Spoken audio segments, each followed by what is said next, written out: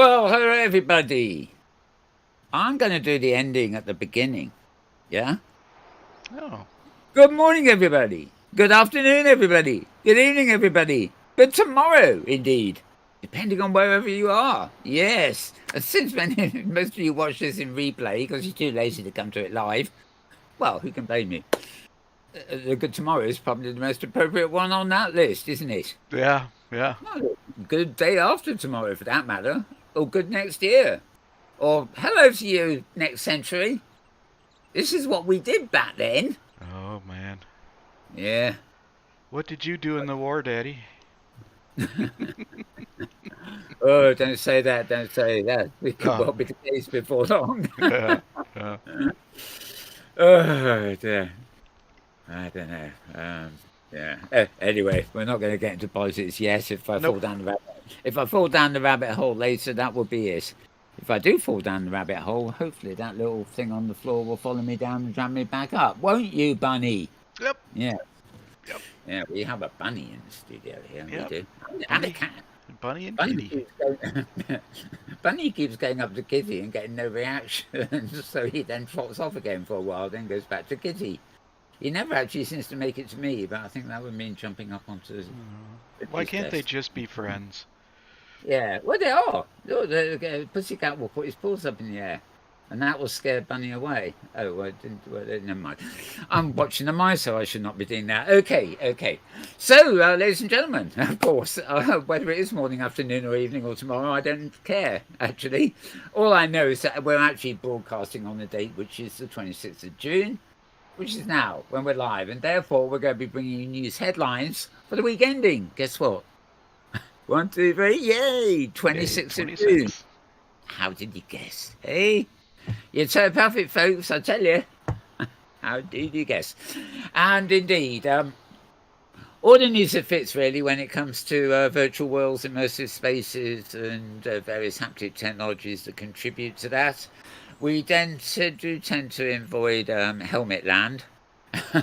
Except where there's important technology changes, and quite frankly, we're sick to death of the M word, which still pops up every now and again. But we have to we have to well, maybe M is for monkeys, so we've got the monkey verse to contend with. But we tend to avoid that anyway. So let's get on with it, shall we? Mm. Stop dithering, Mal. Stop dithering. Oh, talking Mal, that's my name. Yeah, Mal is the first word, Burns is the second word. But on the interwebs, as everybody else, of course, I've been squashed. Largely, this is the fault of Twitter. Even Facebook doesn't squash me. Twitter does. So if you want to find me at Twitter, where all my news links go to twitter.com/malburns, MALBURNS. And if you get really bored, you can also try another Twitter feed, which is twitter.com/metaworldnews. Again, 2 words squashed, like this show. And if you're really dedicated, you can actually click on the subscribe button, or the add button, or friend button, or whatever you do on Twitter. I've long since forgotten. That means follow me, basically. So you get all the links coming in, and you can actually convert a Twitter feed into an RSS feed if you want, so you can watch them in your newsreader without going anywhere close to Twitter itself. Okay, moving on. I've introduced myself, such as is possible, and I will introduce this chap sitting next to me. It's none other than James Atlloud. Welcome, James. Hello, Mal. Here I am wearing my Ukraine T-shirt. Just Yeah. always being, thoughtful and supportive, and that's what I do. Did I give you a box of hats? Oh, you did. You did, in Yeah, fact. they like that one, but I think you're still wearing the same. But okay, well, it's up to you. Yeah, James used to be famous for wearing a different top on every show, but that's gone the way of ways. It's so much harder here, isn't it? Let's go back Oh, to yeah. Santa, shall we? Yep. The rebooted, revamped Santa. Anyway, Yeah. moving on. Yeah, well, James, as well as commenting from now and again, is also responsible for fiddling with his knobs under the table here, or on the table for that matter sometimes. One knob is for the audio, one knob is for the video, one knob is for my desktop and switching between them, and then there's an up and down and a slider, and basically lots of knobs. You know, not just one knob, he's got lots of knobs to fiddle with. So there you go. And thank you for that, James. hmm It's what I Right, do. so It's what I do. it's what he does. It's what he does indeed. So moving on, or up, or down, or moving on up. There's another lyric for us to play with. Um, I'm going to go to a couple of pictures to get the show started before we start looking at the web links and things like that. And maybe James will actually switch to my Oh, desktop already picture. switched, Mal. Yeah. Oh, yes, it's there as an inset or whatever. Right, okay, well, you might be wondering what I'm actually looking at here. And who can blame you? There is an educational person in Second Life who has an avatar that I always looks very like this. And when I first saw this, I thought, oh, that's what's her name? Because I can't remember her name. Anyway, um, but it's not. It's actually not an avatar. What it is a robot. You can, if you look carefully, you can see the metal and everything else on the arms. And she's got a skin, which makes her look like it. Actually, it makes her look real, pretty damn real, rather than an avatar. Anyway, she is a robot, and she's got a skin. She also has an AI in her, and her profession, if that's the word, is artist. Hence you can see her there with all her paints. Well, she's been accredited by the art community for having painted some pretty good art. Hmm. Just thought you'd like to know that. Whether they gave her that accolade realizing that she was a robot with an AI, i.e. the robot does the painting, the AI figures out what to paint. Whether or whether they were just fell for it hook like a sinker, I don't know. But anyway, congratulations to that lady. She is, I believe, in Japan, although the avatar doesn't really look particularly Japanese, but there we go. Yeah, so I thought you'd like that one. I've got a couple of other pictures to sort of relevant as well. Announced this week, and I'll feature this as we get to some of the news things, is the Metaverse Standards Forum. This has got all the big companies, including them, the ones called Meta, or whoever they are, but Microsoft, Nvidia, the works behind them, and the Kronos group are also part of it. And the Open Metaverse Initiative, which I'm more familiar with, is allied with the Kronos Standards Group. So they all sort of coming together. The intent of this one seems to be more to the fanciful Zuckerberg view of a metaverse, rather than specific things like open virtual worlds or whatever. But it is good to have a standards forum there, and we were debating this at OMI earlier in the week at the Wednesday meeting, and should we join, should we not? There's a load of commercial people there and whatever, and sort of I said, well, so long as they stick to standards, you can't really go wrong. If you've got standards, interoperability and things like that, it doesn't really matter whether we're talking about an open metaverse or, standards that are going to be used by a closed metaverse. So long as the standards are there and the interoperability is potentially there, then who the hell cares? It's not like it's a trade society of commercial operators or anything. So, sounds interesting. These are some of the founding members. So you can see you've got Adobe, Autodesk, Avatar with 2 A's. So it's an intriguing company, that. IKEA, go figure. Epic Games, of course. Cesium is in there. The Kronos group, you can see there. Lamina is the new one that has been the Lamina 1. That's the one that we mentioned last week, which Snow Crash guy has launched along with Stevenson. Yeah, exactly. Something called Meta again, very confusing there. It's sort of got someone with a logo that looks like a pair of arse cheeks, actually. Nvidia, who do graphics cards. Microsoft is sort of they've been around way back when, weren't they? Open Geospatial. I'm not reading them all out, but you see Sony are in there. W3C are in there.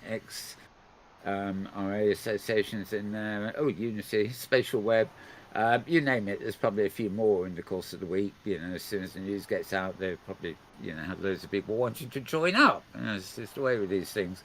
Oh, and the open AR cloud is there too. They're particularly augmented reality rather than virtual reality. Right, and they had another little placard to show off too, which is saying the Open AR Cloud Association, OARC, how do you pronounce it? I wonder. Sees the Metaverse Standards Forum as a much needed practical approach to accelerate coordination across industries and initiatives. We believe technologies which promote open standards, interoperability, privacy, and security are needed for a real world metaversal spatial web. Since 2018, OARC's mission has been to advocate for a build consensus for and contribute to such efforts. We're happy to offer our full support. So as an managing director of the Open AR Cloud, any organisation that's got a managing director doesn't particularly sound like an open source project to me, but there you go. Nice comments anyway. And for those of you that have Discord, you might want to join OMI server you'll find on Discord. Or you can get it via mine at Metaworld or whatever. Is where all the main meetings of OMI take place, and I know for a fact that the conversation on all this will be continuing on Wednesday. It's at 5 o'clock UK time. I'm just trying to work out quickly. That's 9 a.m. Pacific time. And as I say, it's on the OMI Discord channel. If you want to take part in the discussion, it's open to anybody really. There are also lots of other discussions on that channel, but they're divided into working groups. Some are to do with avatars, some are to do with scripting, and common standards and the whole lot. But Wednesday meeting at 9 a.m. is kind of what I call the weekly. To me, it's the weekly roundup where if I pop in, I can catch up on everything important that happened in the week. In the main thing and the subgroups too. So anyway, so there you have it, the Metaverse Standards Forum. And with that, I'm going to put that away and reveal underneath the first of our web pages, which as usual, is the Skull Ghost. So cue the music. Ooh, barely heard that. Oh, I don't. I think the wolf is using the same microphone that the BBC have at Glastonbury. Okay. If we play the music, he'll drown him out. So he's singing with his mic up front on stage, and then the band start up, and whatever happened to the singer's voice? Was there? Okay. Sort of hear it. Yeah. Anyway, yes, as we said, definitely. Yeah, well, I can definitely bring up the volume on the Ghost. The VU meters show it's fine, but I can definitely make it louder. Yeah, I seem to be on full volume, so there you go. Yeah. All right. Anyway, well, I'll get that in the works. Yeah, there's another opportunity for that to come up, I think. Anyway, Skull Ghost, of course, is Tony Patillo, and you find him at skullghost.com, SKARREDGHOST.com. And of course, being earlier in the week, June the 20th, is the day after our last show, of course, then the Week Peak is his review of the week gone by, which of course is not the week gone by as we are now, but the week gone by as it was on Monday. If you go there tomorrow, my time, which will be another Monday, you'll probably find a new one. So you can have two at once. Anyway, it's always a good place to start the week, as a reflection on the previous week. And he's just got a little roundup. He's rather pleased that since he's been made a judge for the VR awards. So very nice on you, Tony.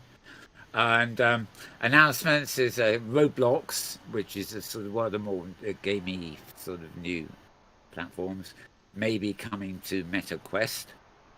Not a good sign, really. Why can't these people boycott Meta watches?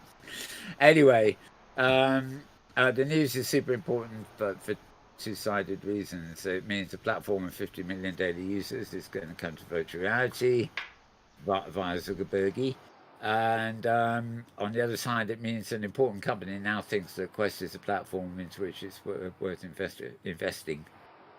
This could be a huge validation for Meta's ecosystem. Just let them go bust first. They're spending money like wildfire. Other pertinent news: two Zuckies and a babe. What am I meant to call that picture? That's a Zuckie and that's a Zuckie. Two different Zuckies in Zuckie Burger Land. I think that's the lady who's disappeared recently. I don't know. Anyway, I'll have to see. But, obviously Zuki can't get enough of himself, so he's got two in the picture. We'll have more soon. I think this will come up in later in another roundup, but he's been busy this week. This week's news from Zuckerberg himself is basically he's going to be the bank of the metaverse. He wants everybody to buy. Wasted a lot of money on virtual goods, as most of the reviewers have said. But he also wants, like Facebook, he just wants everybody to sign up, and he wants to be able to snoop on them and their bank accounts and everything else. And I just hope his withdrawal fee isn't the 45% it is for developer apps. Can you imagine going to Zuckerberg at the bank and sort of trying to withdraw some cash, and you sort of key in, you key in like $50. And you get $40. Sorry, you get $10. He's nicked the other 40 as a commission. Zuckerberg Bank, it will be fun. Right. Okay. More about Meta. Oh yeah, Horizon Worlds, which is a thing that Meta have on their Questy thingy. That's come to the UK apparently. It's their idea of a social XR space. And they're going to go to more European companies during the summer, I believe. I've never tried it. I actually haven't even got a Meta Questy helmet thingy to do it with, and don't particularly want one. I did go out hunting in the week to try and find a pair of the Unreal light glasses, but I went to the shop of the 3 different ISPs that are supposed to have it on offer, EE. None of them had it, and not only that, the cute little women in the shop, so I was going, I don't think about that. They haven't told us about that. Quack, quack. So much for that launch, eh? Anyway, yeah, I'll go pass on anything else there. That's Tony's roundup of the week before last, so we're going back in time a bit there, which we don't need to. So I'll go put that one away and move on down the list. We are starting at the beginning of the week again this week, as opposed to the upside down way we did it last week. If anybody remembers that or even noticed. Right. This is a site called Interline. Theinterline.com. So THEINTERLINE.com. And the title of the piece is Beyond the Metaverse, Beyond the Monkeyverse, Beyond the Doesn't Matterverse. Shopping in Alternative Reality. Right, well, interesting sort of article here. They're talking about things being ushered into the Web3 era, which, people use different names for different things. I'm certainly happy to use the phrase Web3. I think that differs from the N word in many ways, but nevertheless, delivery via the web, WebXR or Web3 or whatever we call it, is be good, I think. And it talks about pandemic ushering us in, etc. And people building exclusive gated communities, which of course is the last thing we really want. And again, they're looking at the differences between Brazil, China, and what they call the West, which of course is basically Britain, America, Europe, everything else, really, isn't it? Boohoo, they're apparently a fast fashion brand who are British. Never heard of them, but apparently. NFTs, Discord servers, you name it. Decentralizing a brand means treating customers as investors themselves. We could think of it that way. Yeah. You are the brand in Facebook. Well, never mind. Okay, interesting comments there, and as you can actually see, there's quite a long article there. Yeah, there's lots of big gaps here, which are sort of paragraph gaps on the webpage itself.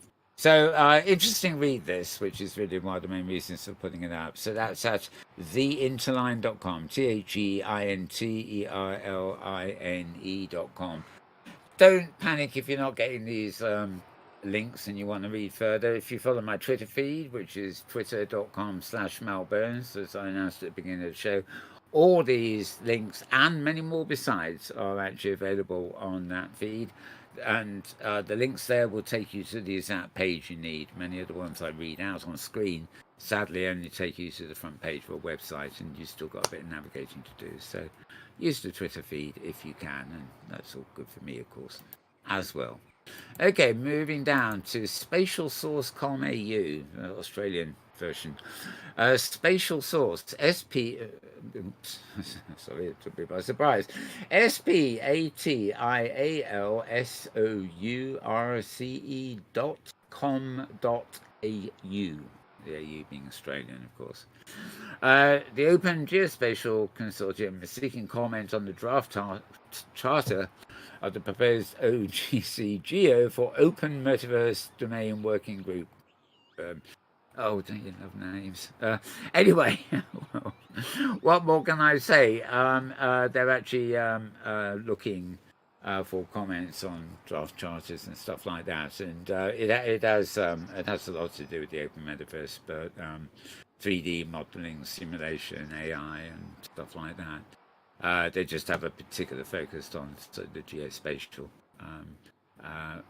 part of all that. So spatialsource.com.au for that one. Didn't really need that one. It's more of a comment for the Twitter feed. Okay, Voices of VR is back, extensively so. 1096. Yeah, believe me, we get to the 10100 before the end of the show. Well, he got there this week, right? Okay, for the IEEE conference, had a lot of discussions on XR ethics, and including education. As you can see from the picture here, he's provided pictures of the actual reports that came out with this whole series. There are loads of them. But this is actually his Voices of VR podcast, where he actually interviews the people behind it. In this case, the lead author, Eleni Magdalena, whatever. Okay, so you can find this and the other broadcasts from this at voicesofvr.com, VOICESOFVR.com. This, as I said, is 1096. And I'm going to quickly jump down my list here. I've got 1097. As you can see, they're all titled XR Ethics, but this is the metaverse and its governance. Again, a picture of the report itself, and an interview with the lead author of that particular one. I'm not going to go into the details because you can, if you want to listen to the podcast, you can, and you can get all the details when you go to here on day announcing each one. Right, 1098, the next one. This is Metaverse Standards Forum, which I mentioned earlier. It's uniting leading standards and XR companies towards an open metaverse interoperability. Pretty much what I said at the top of the show there. And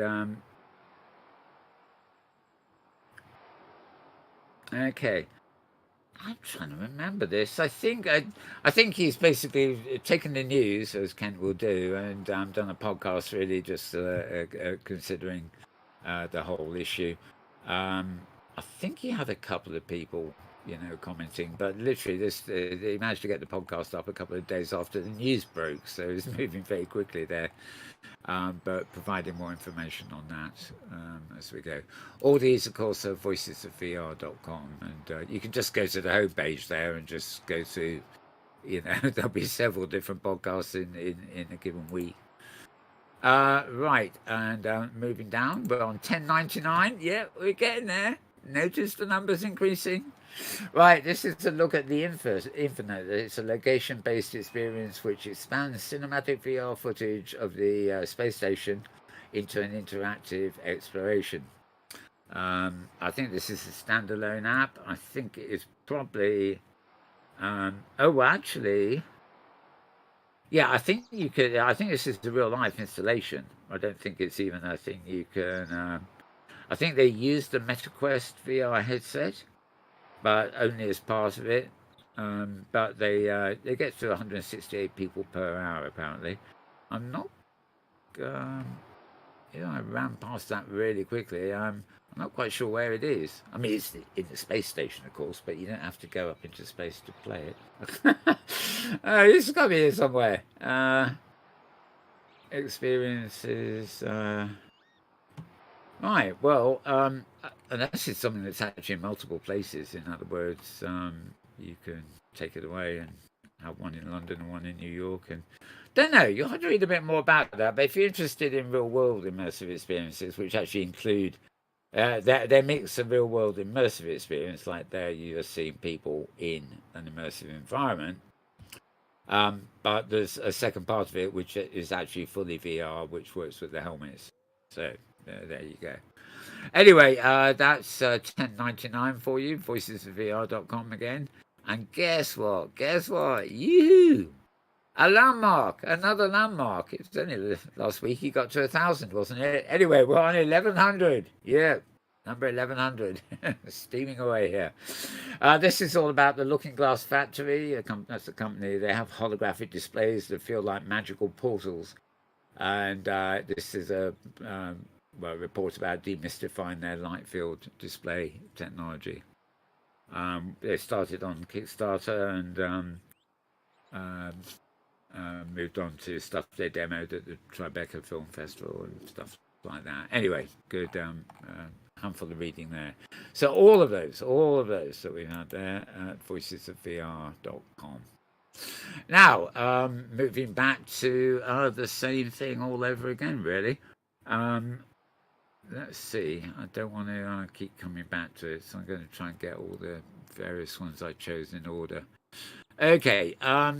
This I mentioned at the top of the show with the pictures and everything. This post is at xrtoday.com, xrtoday.com. And this was one of the announcements about the new body, the Standards Forum starting, and 35 groups initially, etc., etc. Not much more you can say, basically, but Kronos Group are very instrumental in hosting it, but so are, however, NVIDIA, which are coming from two rather different directions already, so in a way that's a good sign. All organizations are welcome to the forum via a participating agreement where they can join prototyping, Plugfest, open source tooling, hackathons, and other activities starting in July this year. And it's got a roundup, a few more charts, schematics, and things. And telling you quite a lot more about it. So you find this release at xrtoday.com. However, I also I'm inevitably going to go back on myself a bit too. Right, this is a post at visualizationreview.com. Lovely. Wish I hadn't posted this one. I'm going to have to read it. VIRTUALIZATIONREVIEW.com. No, I'm not repeating that. Right, Microverse, Internet Development, whatever, has unveiled for Web3 developers and other Monkeyverse projects. Okay, it's an open beta program which comes from the Croquet Corp, and Core, I should say, which we mentioned a couple of weeks ago. This is not there used to be a virtual world per se called Croquet, and that is not actually related to the new Croquet OS. The new OS is a separate venture and is there to help web and Web3 developers create interoperable standard-based worlds.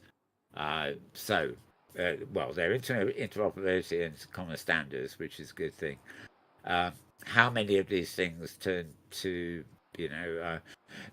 it's a very good thing for there would be startups like enterprises who get to formalize their direction to get involved here, because you can see let's say somebody is working on a decentralized, open, interoperable virtual world and contributing to all these standards, they may then turn around and they'll find a little niche within that, and they may actually privatize it, or it might become a walled garden, but only something that exhibits that element of it, as it were.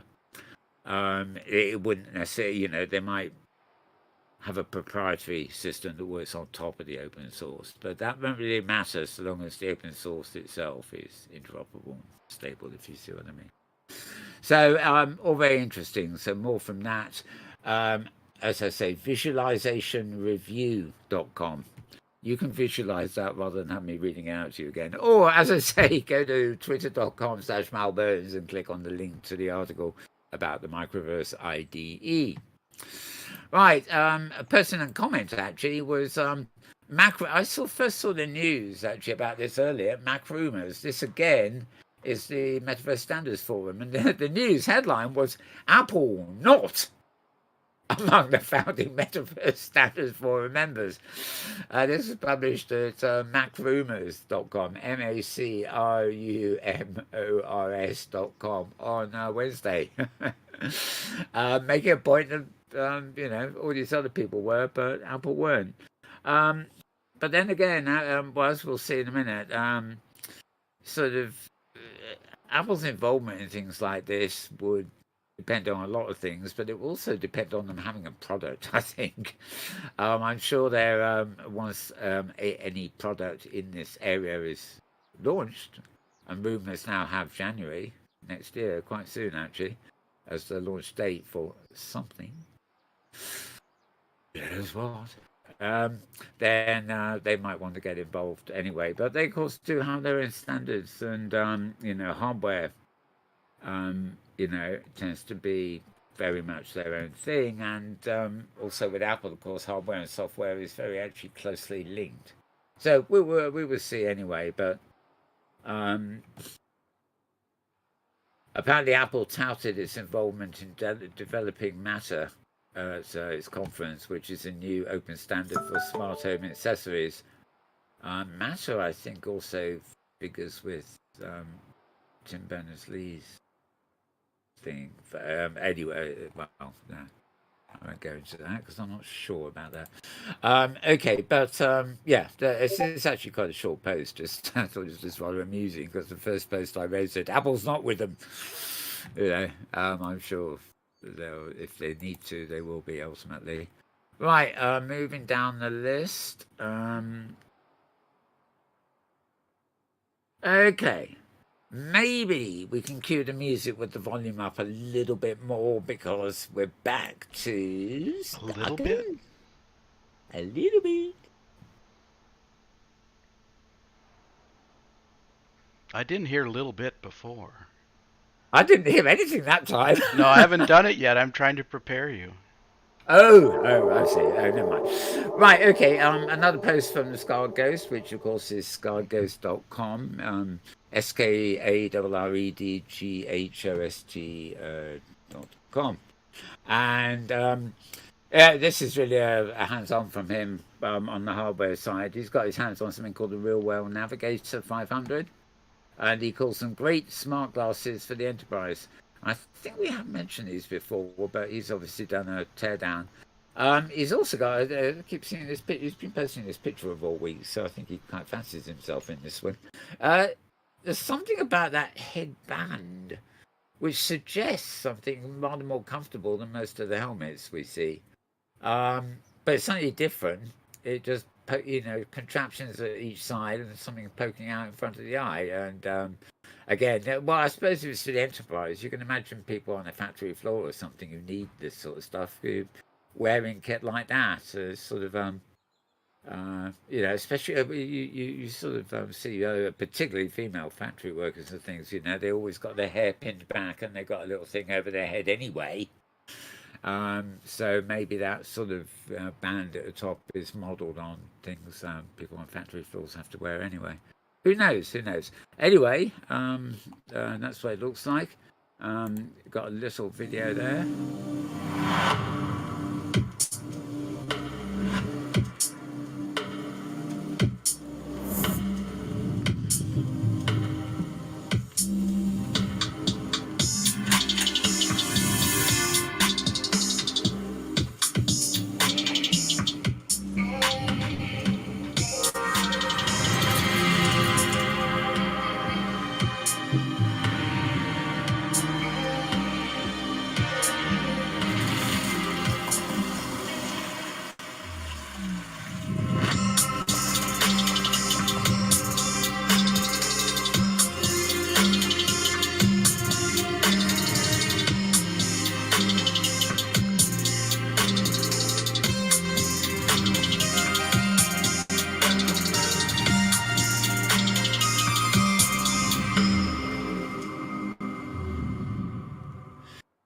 maybe it's the fact that it doesn't fully enclose the eyes like virtual reality headsets and things that makes me think, well, that doesn't actually look uncomfortable. It's sort of kit, a headband, a couple of like above the ear sort of things, and then a thing pointing your eye. It just seems that you'll still be fully aware of the environment around you while you're wearing that. So it really is an augmented reality device, although maybe it can include virtual reality too. But it's novel, and it doesn't really look very heavy either. So I can't say I would walk down the street with that kind of kit on, but there might be somewhere when one's working on something that kit may be useful for. But quite frankly, you know, when it comes to the future, I just want something that's as small as a pair of glasses that you pull out, plug in, or don't plug in, as the case may be. Sorry I couldn't do that video bigger. Clicking the full screen button would mean you'd have actually seen about an eighth of the whole thing in the corner. So swings and roundabouts there. Anyway, go to scarghost.com. Oh, okay. Was that another ask for the sound? Okay. There you go.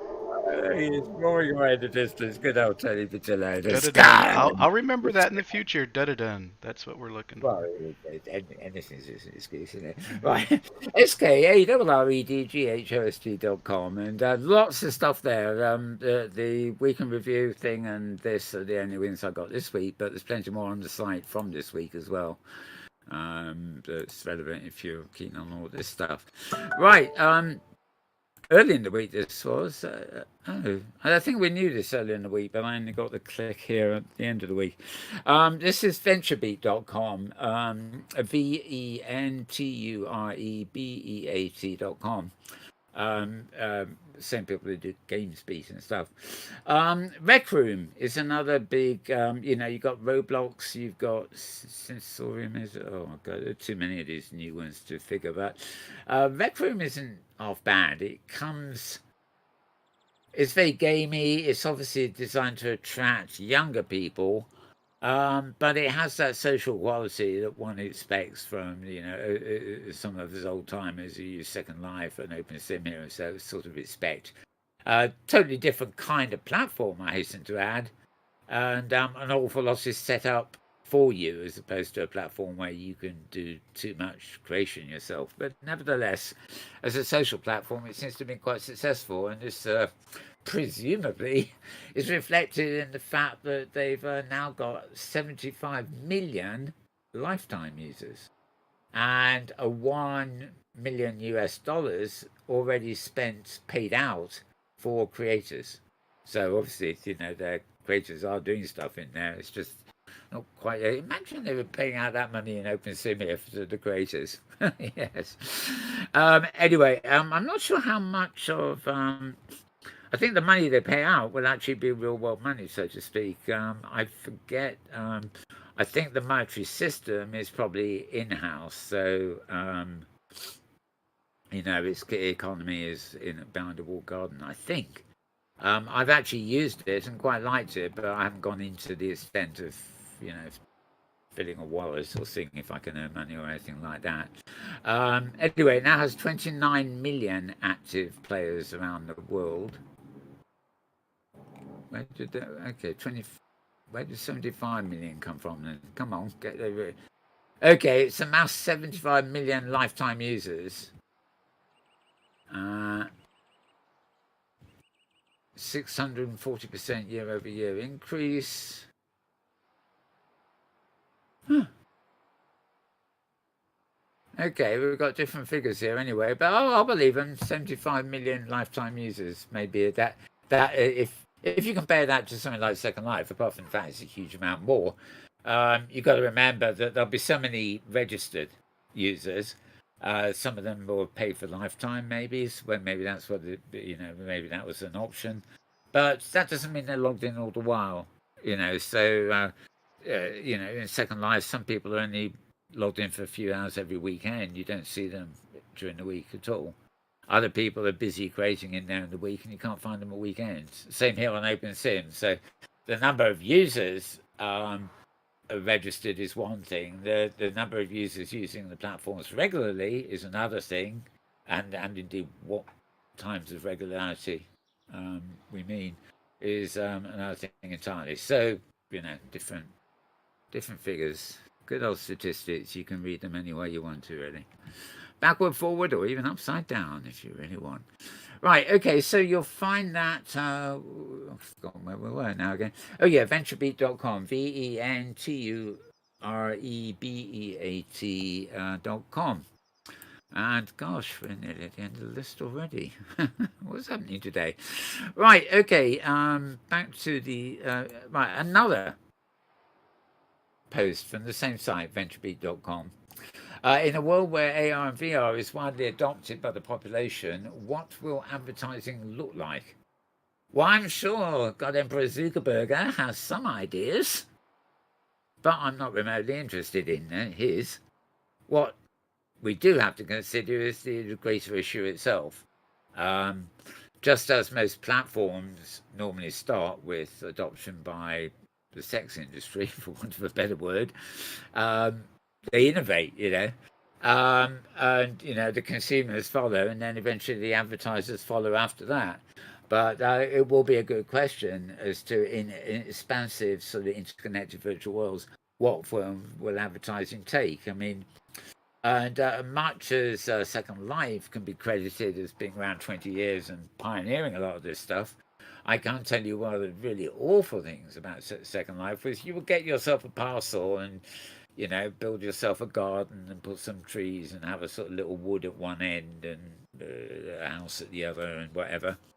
And then a couple of weeks later, somebody would buy or rent the parcel next door to you, and they'd just put up a huge advertising placard, as a sort of billboard, which was the equivalent of 5 miles high, advertising something. And anybody on your land, whether it's the far side or the near side, is just presented by this huge advertising placard.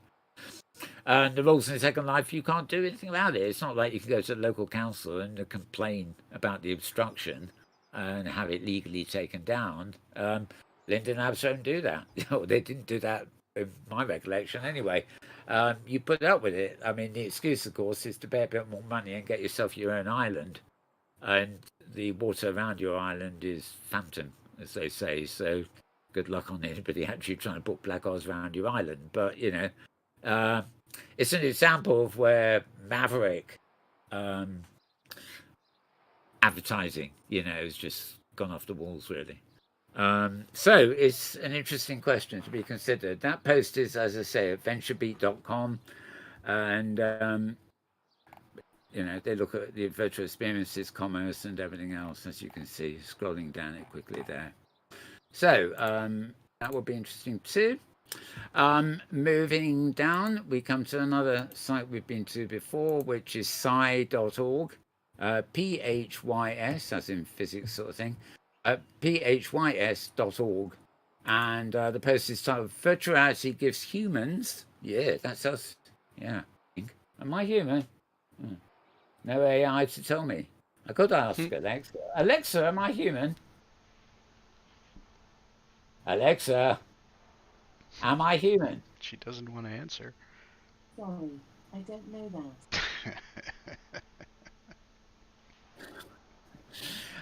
I've heard that answer before, but for a different question. Yeah. I bet Google could tell me. Google, am I human? You told me your name was Mal. I could never forget that. Nice try. Slightly more agreeable. Yeah, okay. Obviously, these smart machines have not encountered any alien species yet. Right. Okay. So anyway, virtual reality gives humans a turtle's eye view of wildlife. This is weird. I can, these are simulations that they're studying, basically. I forget where the turtles come into it. I mean, the turtles... When I saw this, I thought, right, all those turtles are actually drones. They've got AR cameras in them or something. But no, the idea is this can spur people into environmental action. They take on the body of a loggerhead sea turtle, sporting flippers instead of arms, and take 15 minutes of immersive experience. They journey from a hatchling to an adult turtle dodging hazards like ships and wayward fishing gear.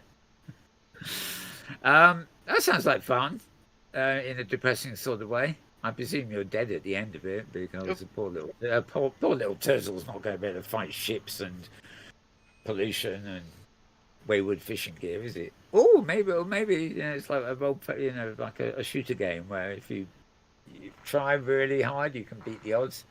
Anyway, it's the idea is to educate people as to the dangers of environmental decay or whatever. Classic empathy machine application of VR. Yep. Here it actually says it can be difficult to get humans to empathise with mass animal casualty. I'm the opposite. I empathise more with the animals than other people. Most people don't feel the emotional weight of 1,000 faraway animals dying from warming oceans or pollution in the same way they might mourn the death of a beloved pet. And Pimentel wanted to see whether they could make these threats, the threats faced by endangered wildlife, feel more personal by having people experience the world from a sea turtle's perspective. So there you go. All good stuff. Right, body transfer, it tricks the brain, and if you're in a helmet, you'll feel like the experiences are your own. Obviously, the very nature of this is that it will require a helmet. And I don't particularly know which helmet. Maybe it's available for multiple different helmets. Who knows? Anyway, find that at Psyorg, phys.org. And moving down, we come to the Stanford Review. Stanford University, this is, of course. The address... notifications coming up everywhere here. Right, stanfordreview.org. So it's StanfordReview.org. And the post is called The Metaverse, a universe without culture. This actually comes from the fact that this is another site that is not too keen on the God Emperor Zuckerberg and his Facebook rebranding as Metabook. Yeah, that would have been a better name, wouldn't it? Metabook. They'll call Facebook Metabook soon. Meta's Metabook. Right. Meta Buddies and the Meta Bank and the Meta Wallet all announced this week. He wants everything. Right.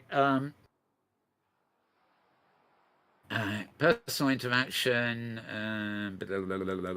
Sorry, I'm trying to get down to.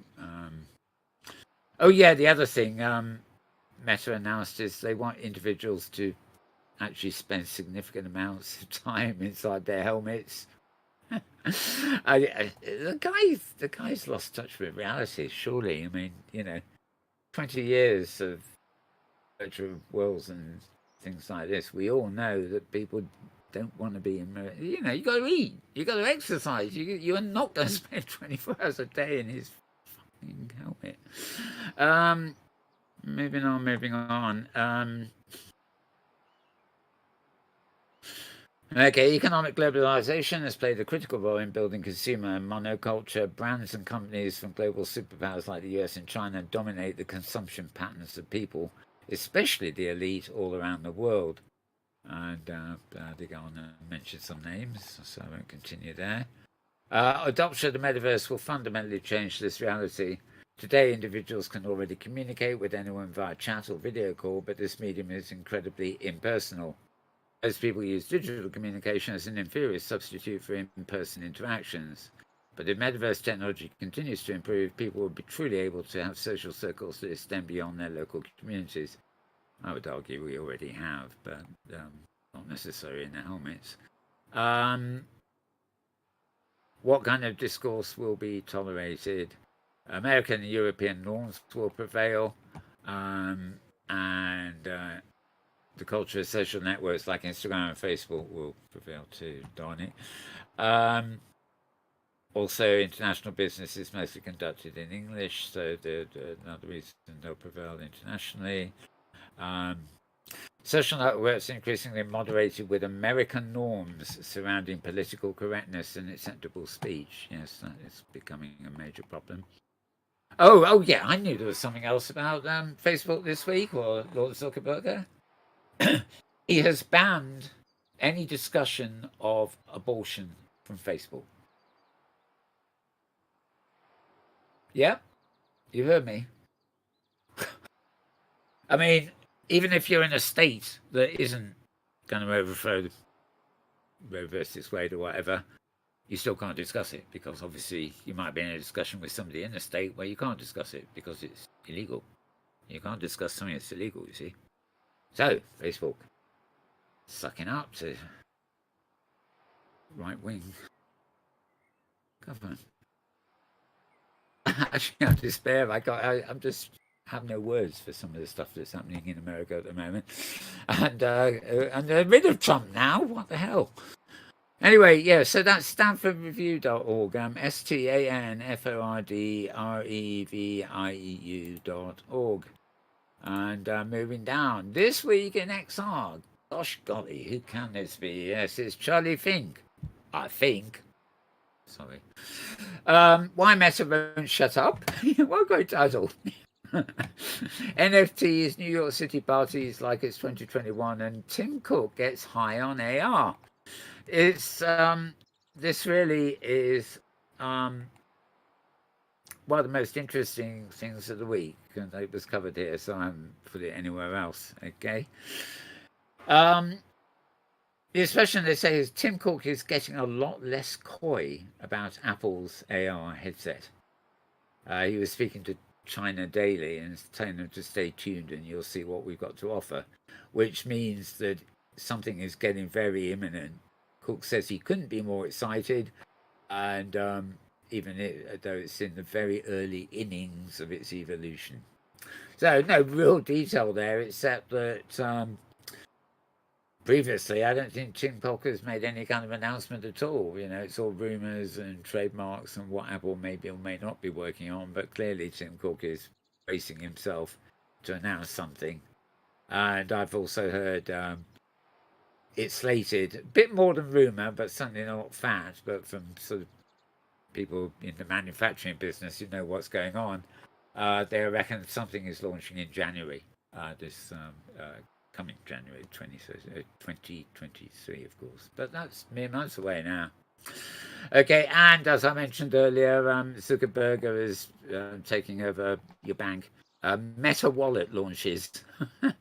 Meta's commander-in-chief announced the company is setting up a new system for shopping that lets you securely manage your identity, what you own, and how you pay.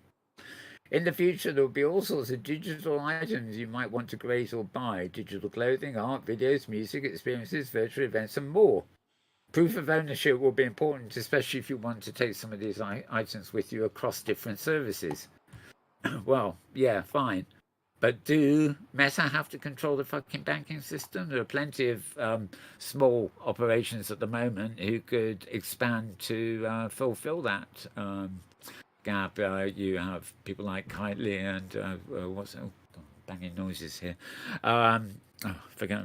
Sorry, got distracted there. You're thinking like Globits? COVID, yeah. Various operations that do handle that sort of currency, and Globit particularly is, you can buy Globits and you can use them in OpenSim. You can't yet use them in Second Life, but you can use them in a number of other game platforms. Mostly games as opposed to virtual worlds.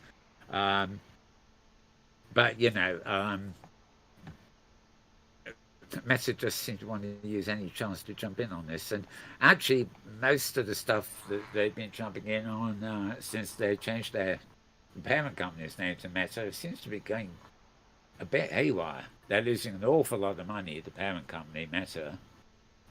Facebook's advertising itself is suffering, so Facebook is shrinking. I don't know how long the money that they put aside for all this, mind-boggling is, can actually last if they're not making money. And of course, in their case, it all comes down to the ad revenue, not just advertising space that companies, take on the platform, but the data, the personal private data about you that Facebook can provide to those companies to customize, the adverts for you. So before you'll know it, you'll actually see an advert on Facebook for a new pair of shoes. Like a special pair of shoes, like a Timberland or something. But you'll actually freak out when you realise that not only do they know your shoe size already, but they also know your political views as to whether you wear shoes with any kind of animal product in them. So if you avoid leather, they will know that too. So growl. I growl at the very thought of Zuckerberg, really. Okay. So this is the week in XR. You can get Charlie Fink's take on it. It includes a lot of stuff that I don't normally cover. A bit of a different league, really. President of Ukraine delivers a speech in AR. He also delivered a speech opening of Glastonbury. It gets around, that guy. Yeah. What the blazes is that? Right, a VR Star Wars. Yes. Okay, I'm going to put that away because I'll get distracted and start reading it. Okay, the last actual web link for the week. This is a site called reason.com, reason.com.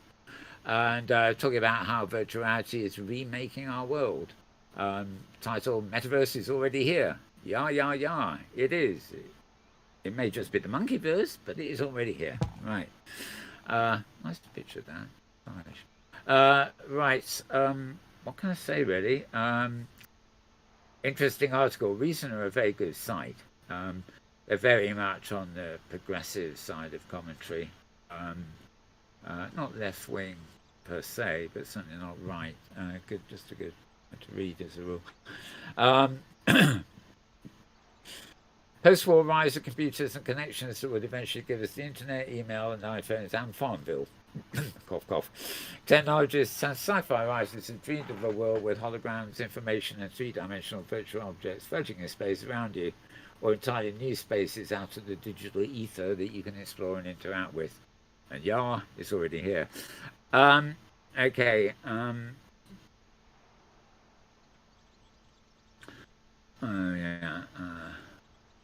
Oh yeah, Zuckerberg is working on holograms too, but you really don't want to know that. Even Microsoft have got it beaten him there.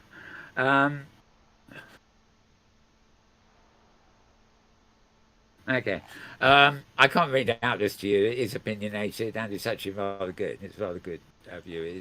They know what they're talking about in terms of summarising the history and projecting on the way things are fairly likely to go. Jerome Lanier features a lot in the quotes, Neil Stevenson. Yeah, as you can see, I'm scrolling down here. It's a biggie read, so I'm leaving you with a biggie read for this week.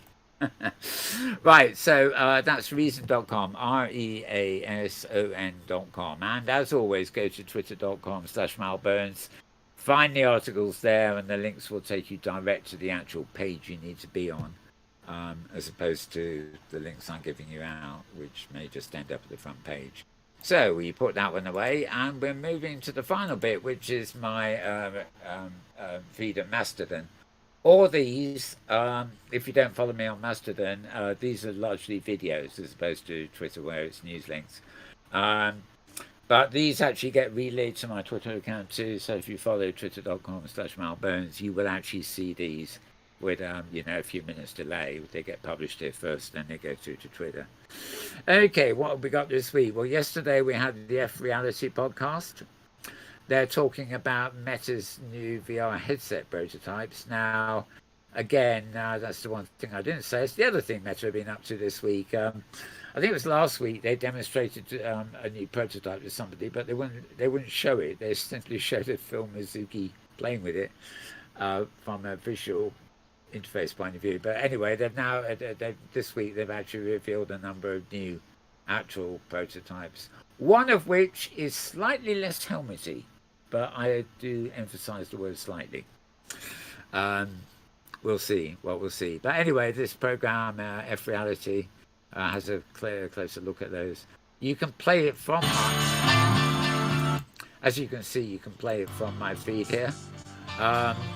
Or you can click through to YouTube where it's hosted. Yeah, this is actually, let's see. So I don't know if you had a thumbprint on Alex, but whatever they're brewing next. Like, I think we forget to get a... Okay, that's actually 2 hours and 6 minutes, believe it or not. Effectively 2 hours if you cut the silent, the musical intro there. Okay, moving down to yesterday too. Charlie Fink again. This Week in Exile podcast is different from the Week in Exile post at Forbes. He's joined by Ted Schilowitz as usual, but they've actually got quite a few people on. They've got Andy Zimmerman from CEO Journey, and Kathy Hackey, who's considered to be Journey's chief metaverse officer. Oh, sorry. Right, sorry, Journey. Yeah, they're looking at this thing called Journey. They've got the CEO there, and Kathy Hackey, who they've had on before as a sort of metaverse blabberer. She's actually their chief metaverse officer, so she's on this show in that new role that she's got there, so to speak. Yeah, fairly good listening. The usual stuff. Yeah, that was 40 minutes, so not too bad. Right, moving down, another one, recent one, new edition of Between Realities. Their guest is Chris Alderson of Polyart Games, so I'm not really that familiar with, but it's an hour and a half, this show. They usually have very long intros. You skip ahead 5 minutes and they're still on there. There we are. We did a little test before we went live here, and I think the show looks better than it's ever been. Yeah, well, we're going to be a little bit more high def now, so sorry, everyone. Sorry. You're welcome, people. Apologise for going high definition. Don't complain, don't complain. Right, moving on down. Episode 20 of, what was this? Humans 3.0, was it called? No, Future Humans, that's it. Not a show I posted particularly often, but this particular one was interesting, and I thought it fit my criteria, as it were. It's somebody called Jamie Burke, who's the founder and CEO of Outlier Ventures, and they're talking about virtual humans, or future humans is more like it. Episode of the Future Humans 3.0 podcast show. Jamie Burke is the founder and CEO of Outlier Ventures. Founded in 2014, it's now the world's leading accelerator dedicated to Web3 and the open metaverse, where they explore the convergence finance, media, and technology, and the belief that decentralized technologies would introduce new paradigms for the web and create more equitable and open economic systems. So with a growing portfolio of 100 plus startups and several multi-billion token economies, Jamie is a passionate advocate for the sovereignty of the individual, their data and wealth over platforms, as well as the power of blockchains in Web3. Welcome, Jamie, to the Holoship. How are you? Hey, great, thanks. You nailed the intro. Best one I've ever had yet. Yeah, and then the avatar illusion goes. I quite like that, though. You got this sort of avatar issue to be paired with the real world guy, Mixed reality, that's what it's all about. Anarchy! Never mind. Right, okay, moving on. And we have anybody's guess. We've come to our favourite one, VR download, except for some reason the embed code is gone cuckoo. Anyway, you can get it here, and you can click through to YouTube. And Hi, everyone, and thanks for giving us your time today. I'm Ian Hamilton, and in case you're new here, I'm recording this from our studio in virtual reality. I'm wearing Quest 2 with hand tracking and meta avatars, and I'm joined by my co-host, David Heaney. He lives on the other side of the Atlantic Ocean. Right, okay. The display is a bit wonky by the time we get to YouTube. James, did you watch this week's? Yeah, I did. It was entertaining to me as always. I don't have my topic list here, but I know they did talk again about Apple extensively. They're very, very interested in what Apple may or may not be doing. Right, the only thing they mentioned in the headline, I didn't listen to this, I don't think. Yeah, I haven't got it embedded. I'll have to try and fix it. But where are we? They mentioned the Valve Deckard design patents and the Meta prototype headsets. Okay. Yeah, they did go into that quite a bit. Oh, hang on. What's this? Valve Deckard isn't real. You all fell for my lies. What's all this about? Maybe they've been tricked or something. I don't know. I don't know. Going to Yeah. go back to where we were a minute ago. Yeah, my apologies for those of you who come here hoping to play it without going anywhere else. The embed code hasn't worked there. I will try and fix that at some point. It's probably just a reconfiguration of the maybe removing that dash or something. Right. Also, June 18th. When would that have been? A while back. Yeah, actually, Almost, yeah, that almost is, 10 days ago, right? yeah, exactly. So, yeah, so that's all the ones I've got in the Mastodon feed this week. So we're at the end. We are at the end of the show, barely over an hour. Amazing. Although, of course, normally we're trying to make it in 45 minutes, but we didn't have the urgency today, fortunately. So, you know, we get a bit more leisurely if we haven't got another show to do after. Shame, actually, the for those of you in OpenSim, we've got footage of it. We won't be showing it on this show of recent hypergrid safaris. We're sort of building a display space at the OpenSim Fest, which has got its own grid and well, trying to build it anyway. And what else? Oh yeah, there will be a hypergrid safari as normal for those of you who attend it on Wednesday. And on Thursday, Thursday November, who runs safari, is also I think more or less behind a farewell party for the Metropolis grid. The Metropolis grid is it's in OpenSim, but it was quite a big grid. It's like there was Franco grid for the French, there's Craft grid for the Italians, and there was Metropolis for the Germans. And there are actually a lot of other German-based grids now, and I guess Metropolis is a core grid. Has probably had its time, but anyway, there's going to be on Thursday this week. There's going to be a big closing party for them. So I think that's about it. I'm just going to pop up the video section here just to check. Yeah, we have a thing on VR gloves, but that's 40 minutes long, and I know we're I don't think we're going to do that. Oh, this is Spatial IO on the web. They were demonstrating a theatre they've made, and I must say that there's no sound on this, but have a quick look at it. This is in Spatial IO.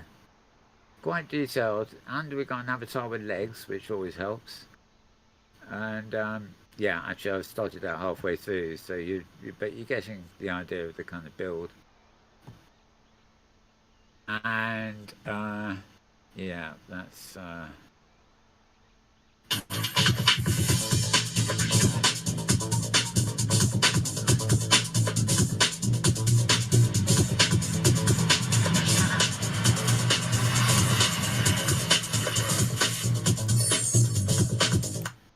right, you're probably thinking, yeah, seen it all, seen that before, Sensorium Galaxy.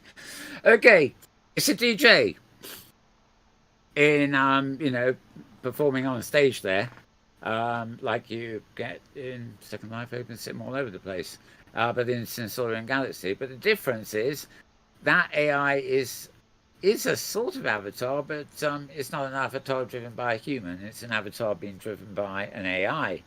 And the AI controls the music she's playing. So it's a sort of real presence in the form of an AI in an avatar in Sensorium Galaxy. A bit complex, but we could use a bit of that over here in OpenSim, I think.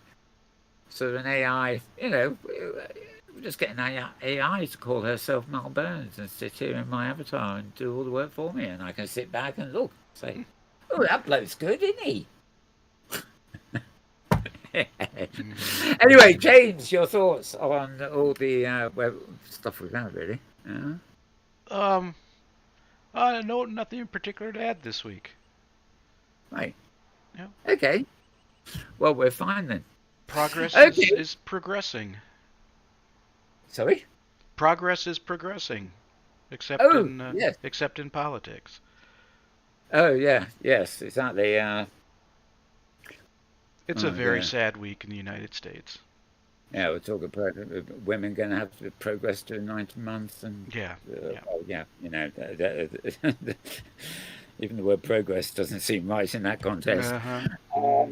Yeah, I don't know. Yes, very sad indeed. It's sort of course, your president is over here now at the one of the G summits. One of the G's. Oh, G. Yeah.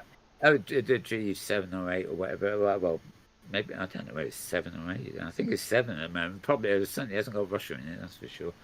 They're talking, war plans and stuff like that. They're devoting to talk to war plans. Boris Johnson, mind you, has lost 2 by-elections in 1 week, which would be bad news. Be bad news for most prime ministers. But he's actually said, "Well, I'm mentally fine, and I'm up for this, and I'm going to lead the Tory party as in government well into the next decade." In other words, he's saying he's going to be around in 2030. And most of it, he can't walk, he can't go anywhere without being booed. I mean, it's no surprises. I mean, it is actually said that Boris Johnson actually likes going to the Ukraine at the moment because he feels safer than he does in Britain. Go figure. Go figure. So he's been seeing a lot over there, and yeah, exactly. He's getting the mileage out of so-called foreign policy, although whether it's actually policy, I mean, we don't really know. Okay, we better quit it there then. So that's it for this week. Hope you enjoyed the show. Thank you, of course, to James for comments and the knobs. The knobs to use. That's me, because why not? We'll be back same time, same place next week, probably with a slightly shorter news, so there will be other programs following us then. And what more can I say? Have a good week, everybody. Do stay safe, stay indoors and stuff like that. And until then, that's it. It's a wrap, as they say in the business.